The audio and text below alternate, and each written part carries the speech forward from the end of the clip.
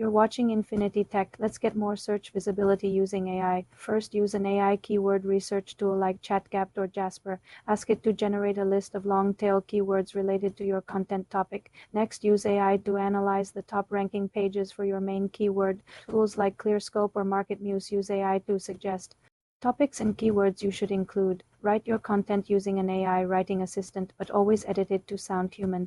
Instruct the AI to naturally include your target keywords in headings and body text. Use AI to generate compelling meta titles and descriptions that include keywords and encourage clicks. For images, use AI tools to create them, then manually add descriptive file names and alt text with keywords. Finally, use an AI tool to analyze your content's readability and SEO score before publishing. Remember, AI is a helper.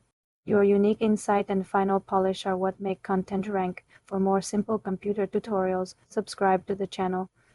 You're watching Infinity Tech. Let's enable crossfade on Apple Music to blend your songs together smoothly. First, open the Apple Music app on your iPhone. Tap on your profile picture in the top right corner to access your account settings. From the menu, select Settings. Inside the Settings menu, look for the option labeled Audio. Tap on Audio to reveal more sound settings. Here you will find the crossfade toggle switch. Simply turn this switch on. Once enabled, you can adjust the crossfade duration by using the slider below the toggle. Move the slider left for a shorter fade, like 1 second, or right for a longer fade, up to 12 seconds. Play a song. To hear how the end of one track seamlessly transitions into the beginning of the next.